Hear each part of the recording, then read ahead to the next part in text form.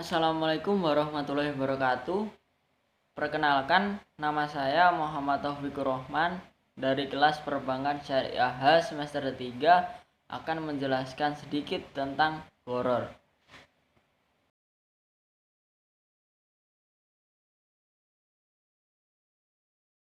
Yang pertama, pengertian horor. Horor menurut bahasa artinya keraguan, tipuan, atau tindakan yang bertujuan merugikan pihak lain. Yang kedua, menurut istilah, horor berarti jual beli yang tidak jelas kesudahannya. Yang ketiga, horor menurut para ahli fikih adalah akad atau transaksi yang akidahnya atau konsekuensinya tidak diketahui atau suatu penjualan yang meliputi ketidakpastian, di mana seseorang tidak mengetahui apakah perjanjian ini akan terlaksana atau tidak. Selanjutnya, dasar hukum horor.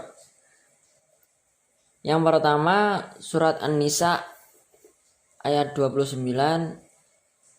Ya ayyuhalladzina amanu la ta'kulu amwalakum bainakum bil batili inna antakuna tijaratan antaradi minkum wala taqtulu anfusakum innallaha kana bikum rahima.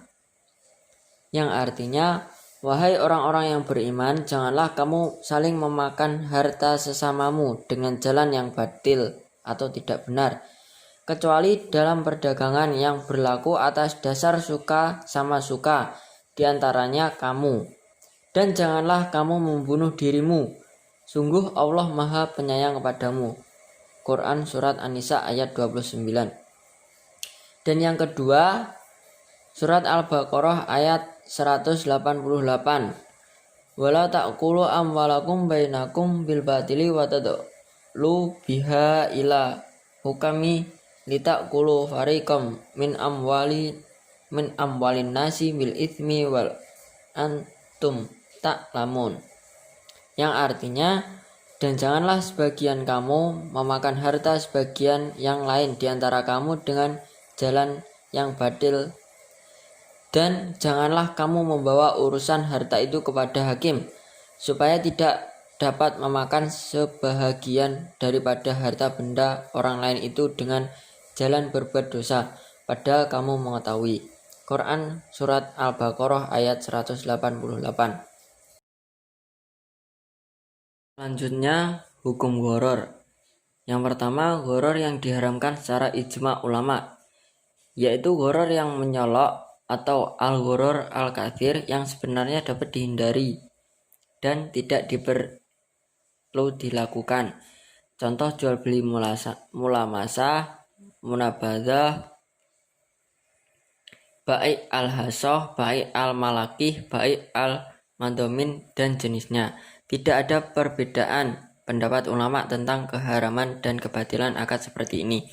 Dan yang kedua, horor yang dibolehkan secara ijma ulama, yaitu horor ringan atau al-horor al-yasir. Para ulama sepakat, jika suatu horor sedikit, maka ia tidak berpengaruh untuk membatalkan akad.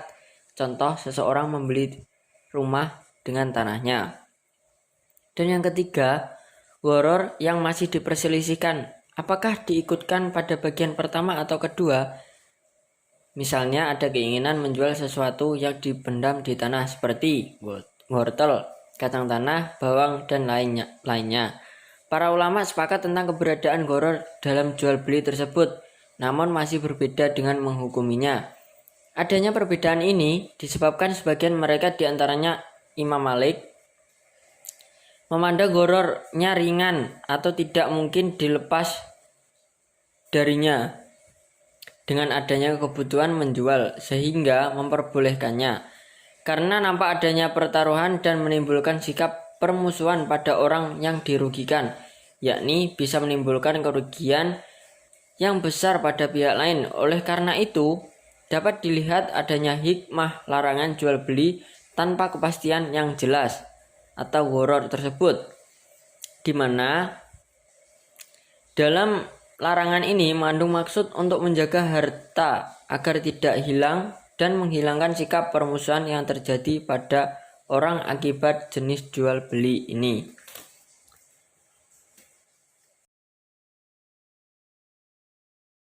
Yang selanjutnya, macam-macam gharar. Yang pertama, tidak dapat diserahkan, yaitu tidak ada kemampuan penjual untuk menyerahkan objek akad pada waktu terjadi akad, baik objek akad itu sudah ada maupun belum ada. Misalnya, menjual janin yang masih dalam perut binatang ternak tanpa menjual induknya, atau contoh lain yaitu menjual ikan yang masih di dalam air atau tambak. Yang kedua, menjual sesuatu yang belum berada di bawah penguasaan penjual, yaitu apabila barang yang sudah dibeli dari orang lain belum diserahkan kepada pembeli, maka pembeli itu belum boleh menjual barang itu kepada pembeli lain. Akad semacam ini mengandung gharar karena terdapat kemungkinan rusak atau hilang objek akad, sehingga akad jual beli pertama dan kedua menjadi batal. Yang selanjutnya, tidak ada kepastian tentang jenis sifat tertentu dari barang yang dijual. Misalnya, penjual berkata, "Saya jual sepeda yang ada di rumah saya kepada Anda," tanpa menentukan ciri-ciri sepeda tersebut secara tegas. Termasuk ke dalam bentuk ini adalah menjual buah-buahan yang masih di pohon dan belum layak dikonsumsi. Yang keempat, tidak ada kepastian tentang jumlah yang harus dibayar. Misalnya, orang berkata, "Saya jual beras kepada Anda sesuai dengan harga yang berlaku pada hari ini." Padahal, jenis beras itu banyak macamnya dan harganya juga tidak sama.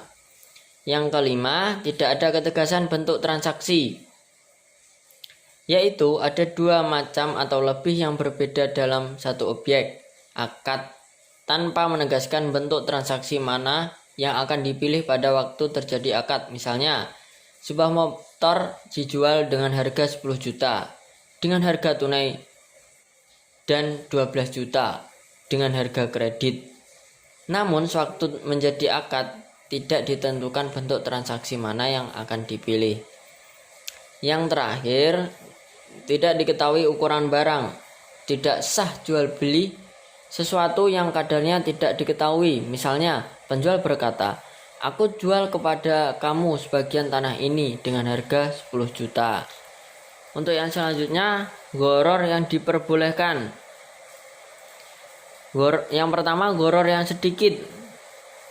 Jika terjadi gharar dalam suatu akad, akan tetapi gharar yang terjadi itu sedikit dan tidak diperhitungkan, maka gharar itu tidak menjadi masalah atau tidak haram.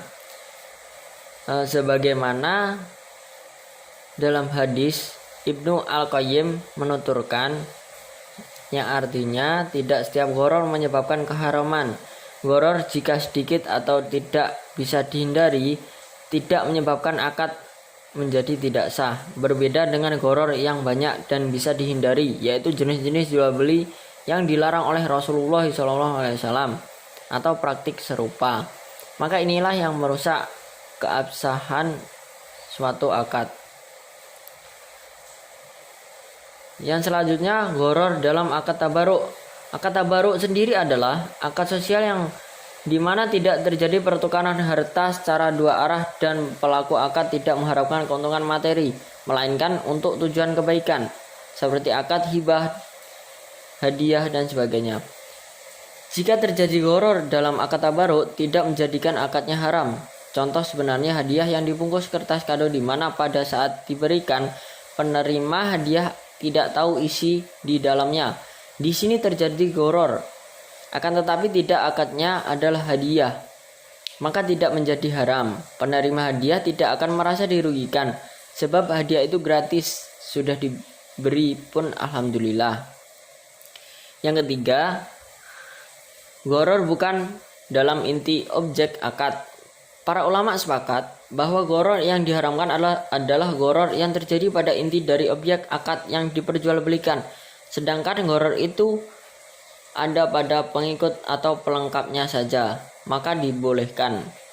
Berdasarkan kaidah, gharar itu dimaafkan dalam pengikut pelengkap, tapi tidak dalam selain pelengkap atau inti objek akad.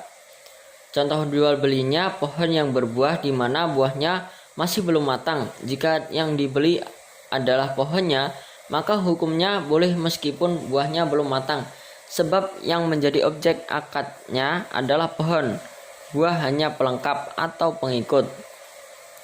Dan yang terakhir, ada hajat. Para ulama juga sepakat jika ada hajat syar'i terhadap suatu transaksi meskipun mengandung gharar, maka akad itu diperbolehkan. Sebagaimana Imam An-Nawawi mengatakan, jika ada hajat atau kebutuhan terhadap transaksi yang mengandung gharar dan hal itu tidak bisa dihindari kecuali dengan kesulitan atau ghararnya sedikit, maka jual itu boleh. Contoh yang terjadi di zaman Nabi adalah ketika Nabi Muhammad SAW membolehkan praktik jual beli salam yang dilakukan orang-orang Madinah. Terus yang selanjutnya, contoh gharar dalam transaksi modern. Yang pertama, asuransi. Asuransi ada dua, asuransi konvensional dan asuransi syariah. Yang pertama, asuransi konvensional. Mekanisme asuransi konvensional adalah sebuah akad yang mengharuskan perusahaan asuransi untuk memberikan kepada pesertanya sejumlah harta ketika terjadi bencana maupun kecelakaan atau terbuktinya sebuah bahaya sebagaimana tertera dalam akad atau transaksi, sebagai konsekuensi atau imbalan uang premi yang dibayarkan secara rutin dari peserta. Jadi, asuransi merupakan salah satu cara pembayaran ganti rugi kepada pihak yang mengalami musibah yang dananya diambil dari iuran premi seluruh peserta asuransi. Yang kedua, asuransi syariah. Asuransi syariah menjadi solusi dan alternatif dari asuransi konvensional yang memiliki cacat akad secara syariah sebagaimana yang sudah dijelaskan di atas. Ada beberapa perbedaan prinsip antara asuransi syariah dan konvensional yang berpengaruh pada hukum halal haramnya. Perbedaan tersebut antara lain akad, pengelolaan dana, bagi hasil.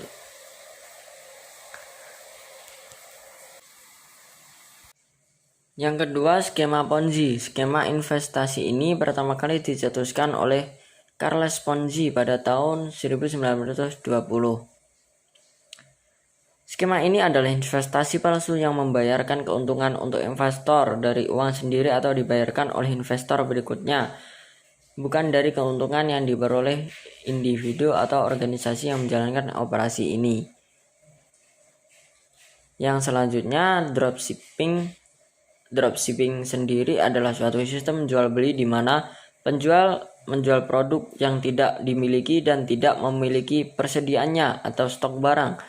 Penjual hanya bermodalkan sampel atau contoh dari barang milik supplier, biasanya berupa foto yang kemudian dipasarkan kepada konsumen yang melalui media sosial atau toko online. Jika terjual, maka penjual membeli barang dari supplier dengan meminta tolong kepada supplier untuk mengirimkan barangnya dengan atas nama penjual. Yang selanjutnya, restoran all you can eat. Beberapa restoran yang ada menyediakan layanan all you can eat di mana pelanggan membayar dengan harga tertentu. Kemudian dia boleh makan semua makanan yang tersedia di restoran tersebut sepuasnya. Ada yang dibatasi waktu, misalnya 2 jam. Ada juga yang tidak dibatasi waktu. Yang terakhir, kolam pemancingan ikan. Mengapa demikian? Memancing ikan selain menjadi hobi juga bisa menjadi lahan bisnis. Banyak usaha kolam pemancingan ikan bermunculan. Namun dari sekian banyak usaha sewa kolam pemancingan tersebut, apakah transaksi yang dilakukan sudah sesuai aturan syariah? Pada umumnya, ada 2 jenis transaksi di tempat sewa kolam pemancingan. Yang pertama, pemancing membayar ikan sekian kilogram kepada pengelola kolam pemancingan. Ikan tersebut kemudian dilepas di kolam untuk dipancing, di mana pemancing yang membeli ikan tersebut tidak sendirian karena ada pemancing lain di kolam tersebut. Yang kedua, pemancing mendatangi kolam pemancingan lalu mengail ikan. Setelah selesai, hasil pancingannya ditimbang untuk mengetahui bobotnya dan kemudian dibayarkan sesuai jumlah ikan kilogram tersebut. Transaksi yang pertama tidak diperbolehkan sebab ikannya sudah dibayar, tidak jelas berapa ekor yang akan didapatkan. Ditambah lagi di satu kolam pemancingan yang biasanya ada beberapa pemancing lain, sehingga kemungkinan ikan akan yang kita sudah bayar dapat didapat orang lain itu, atau sebaliknya ikan orang lain yang kita ambil, sehingga ini termasuk jual beli horor yang dilarang. Sedangkan transaksi yang kedua diperbolehkan sebab yang kita bayar sesuai dengan jumlah ikan yang kita dapatkan. Adapun jika ada biaya tambahan itu biasanya untuk membayar sewa tempat dan fasilitasnya, sehingga transaksi ini jelas dan tidak ada unsur horornya. Sekian dari saya. Apabila ada salah kata mohon dijadikan maklum. Wallahul muwaffiq ila aqwamit thoriq. Wassalamualaikum warahmatullahi wabarakatuh.